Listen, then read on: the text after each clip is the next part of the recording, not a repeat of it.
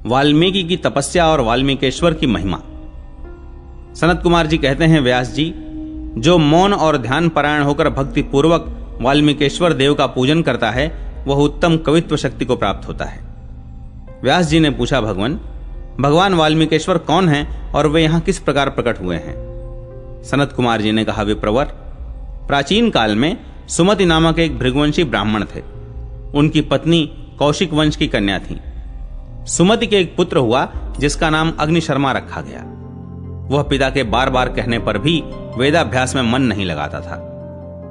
एक बार उसके देश में बहुत दिनों तक वर्षा नहीं हुई। उस समय बहुत लोग दक्षिण दिशा में चले गए। विप्रवर सुमति भी अपने पुत्र और स्त्री के साथ विदिशा के वन में चले गए और वहां आश्रम बनाकर रहने लगे। वहां अग्निशर्मा का लुटेरों से साथ हो गया, अतः जो भी उस मार्ग से आता उसे वह पापात्मा मारता और लूट लेता था। उसको अपने ब्राह्मणत्व की स्मृति नहीं रही। वेद का अध्ययन जाता रहा, गोत्र का ध्यान चला गया और वेद शास्त्रों की सुध भी जाती रही। किसी समय तीर्थ यात्रा के प्रसंग से उत्तम व्रत का पालन करने वाले सप्तर्षि उस मार्ग पर आ निकले। अग्निशर्मा ने उन्हें देखकर मारने की इच्छा से कहा, ये सब वस्त्र उतार दो, छाता और जूता भी रख दो। उसकी यह बात सुनकर अत्रि बोले, तुम्हारे हृदय में हमें पीड़ा देने का विचार कैसे उत्पन्न हो रहा है? हम तपस्वी हैं और तीर्थ यात्रा के लिए जा रहे हैं। अग्निशर्मा ने कहा, मेरे माता पिता, पुत्र और पत्नी हैं। उन सब का पालन पोषण मैं ही करता हूं, इसलिए मेरे हृदय में यह विचार प्रकट हुआ है। अत्रि बोले, तुम अपने पिता से जाकर पूछो तो सही कि मैं आप लोगों के लिए पाप करता हूं, यह पाप किसको लगेगा? यदि वे यह पाप करने की आज्ञा न दें तब तुम व्यर्थ प्राणियों का वध न करो। अग्निशर्मा बोला, अब तक तो कभी मैंने उन लोगों से ऐसी बात नहीं पूछी थी। आज आप लोगों के कहने से मेरी समझ में यह बात आई है। अब मैं उन सब से जाकर पूछता हूं, देखूं किसका कैसा भाव है। जब तक मैं लौट कर नहीं आता तब तक आप लोग यहीं रहें। ऐसा कहकर अग्निशर्मा तुरंत अपने पिता के समीप गया और बोला, पिताजी, धर्म का नाश करने और जीवों को पीड़ा देने से बड़ा भारी पाप देखा जाता है और मुझे जीविका के लिए यही सब पाप करना पड़ता है। बताइए, यह पाप किसको लगेगा? पिता और माता ने उत्तर दिया, तुम्हारे पाप से हम दोनों का कोई संबंध नहीं है। तुम करते हो, अतः तुम जानो। जो कुछ तुमने किया है उसे फिर तुम्हें ही भोगना पड़ेगा। उनका यह वचन सुनकर अग्निशर्मा ने अपनी पत्नी से भी पूर्वोक्त बात पूछी। पत्नी ने भी यही उत्तर दिया, पाप से मेरा संबंध नहीं है, सब पाप तुम्हें ही लगेगा। फिर उसने अपने पुत्र से पूछा। पुत्र बोला, मैं तो अभी बालक हूं, मेरा आपके पाप से क्या संबंध? उनकी बातचीत और व्यवहार को ठीक ठीक समझकर अग्निशर्मा मन ही मन बोला, हाय, मैं तो नष्ट हो गया। अब वे तपस्वी महात्मा ही मुझे शरण देने वाले हैं। फिर तो उसने उस डंडे को दूर फेंक दिया जिससे कितने ही प्राणियों का वध किया था और सिर के बाल बिखराए हुए वह तपस्वी महात्माओं के आगे जाकर खड़ा हुआ। वहां उनके चरणों में दंडवत प्रणाम करके बोला, तपोधनो, मेरे माता पिता, पत्नी और पुत्र कोई नहीं है। सबने मुझे त्याग दिया है, अतः मैं आप लोगों की शरण में आया हूं। अब उत्तम उपदेश देकर आप नरक से मेरा उद्धार करें। उसके इस प्रकार कहने पर ऋषियों ने अत्रि जी से कहा, मुने, आपके कथन से ही इसको बोध प्राप्त हुआ है, अतः आप ही इसे अनुग्रहित करें, यह आपका शिष्य हो जाए। तथास्तु कहकर अत्रि जी अग्निशर्मा से बोले, तुम इस वृक्ष के नीचे बैठकर इस प्रकार ध्यान करो।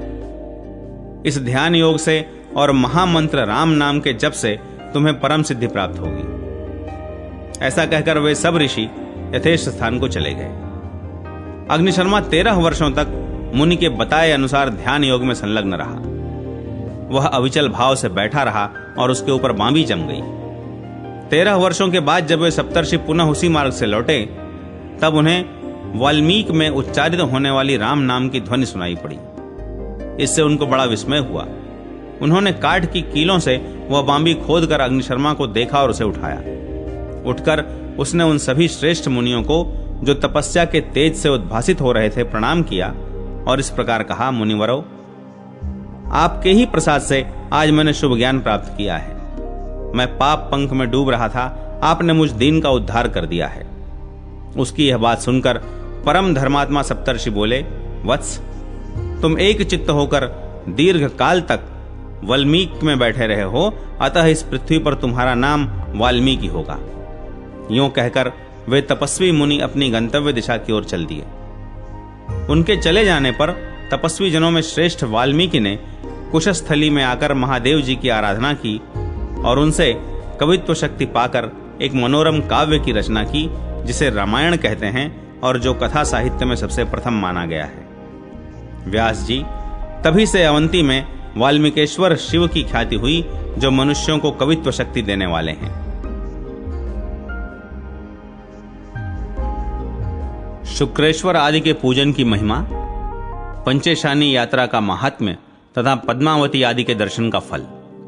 सनत कुमार जी कहते हैं, श्वेत पुष्प और चंदन से शुक्रेश्वर की पूजा करके उन्हें भक्ति पूर्वक प्रणाम करने से मनुष्य रुद्रलोक में प्रतिष्ठित होता है।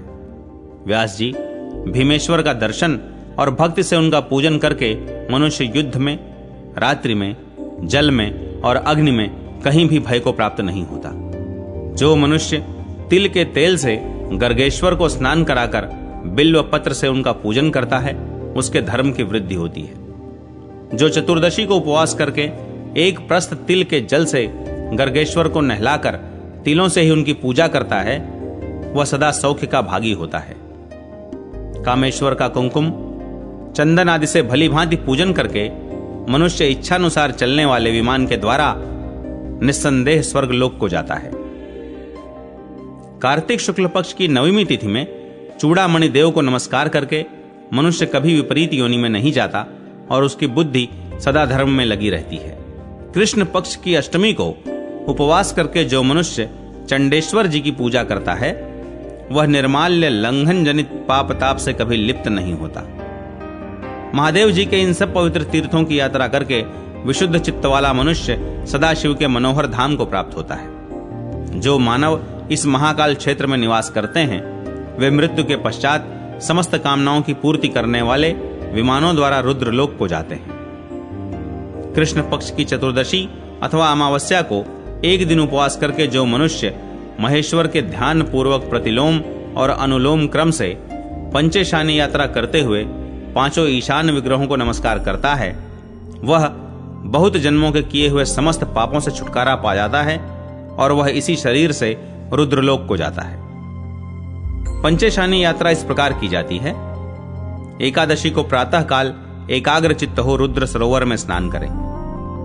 तत्पश्चात श्राद्ध करके महाकालेश्वर को प्रणाम करें। फिर पिंगलेश्वर के समीप जाकर वहां स्नान और श्राद्ध करें।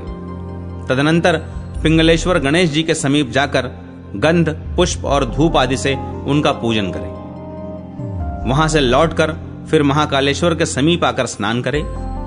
स्नान के पश्चात जितेंद्रिय पुरुष स्वयं प्रकट हुए सनातन देव देवेश्वर महाकाल का पूजन करें। वहीं ईशान के समीप रात्रि में भोजन करके महेश्वर का ध्यान करते हुए भूमि पर शयन करें। इस प्रकार रात्रि बिताने के अनंतर द्वादशी को प्रातः काल उठकर स्नान के पश्चात पूर्ववत सब कुछ करें। कायावरोहण तीर्थ में जाकर पिंगलेश्वर की ही भांति पूजा करें। इसी प्रकार त्रयोदशी को भी यात्रा करके पश्चिम में बिल्वेश्वर का पूजन करें। चतुर्दशी को उत्तर दिशा में उत्तरेश्वर का पूजन करें।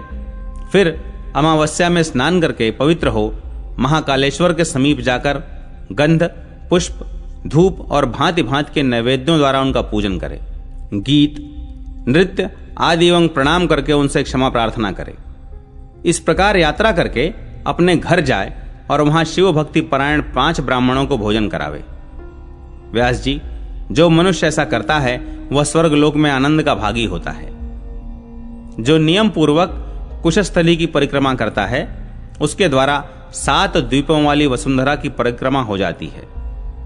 जो मनुष्य पद्मावती जी का दर्शन और कमल के पुष्पों द्वारा उनका पूजन करता तथा धूप और नैवेद्य चढ़ाता है, वह मृत्यु के पश्चात ब्रह्मलोक में जाता है। जो सुवर्ण के समान पीले रंग वाले पुष्पों से महाभक्ति पूर्वक स्वर्ण श्रृंगाटिका देवी की पूजा करता है, वह शिवलोक को जाता है। जो त्रिभुवन विख्यात अवंती देवी का दर्शन करता है, वह इच्छानुसार चलने वाले विमान द्वारा इंद्रलोक को जाता है। जो भक्ति पूर्वक कमल के फूलों से अमरावती देवी का पूजन करता है, वह स्वर्ग में देवताओं के साथ सदा आनंद भोगता है। जो एकाग्र चित्त हो भक्ति पूर्वक उज्जैनी देवी का दर्शन करता है वह रुद्रलोक में संपूर्ण ऐश्वर्यों से संपन्न हो प्रतिष्ठित होता है। जो भगवान शिव में भक्ति रखते हुए विशाला देवी का दर्शन करता है वह कायिक, वाचिक और मानसिक त्रिविध पापों से मुक्त हो जाता है। कृष्ण पक्ष की अष्टमी तिथि को उपवास करके जितेंद्रिय, पवित्र एवं जितात्मा होकर किसी के साथ भी वार्तालाप न करे, मौन रहे। इस प्रकार रहकर जो अक्रूरेश्वर देव का दर्शन और पूजन करता है वह रुद्रलोक को प्राप्त होता है। जो स्नान करके पवित्र हो, इंद्रियों को वश में रखते हुए ब्रह्मा जी का दर्शन करता है वह घोर पातक से मुक्त हो ब्रह्मलोक को जाता है।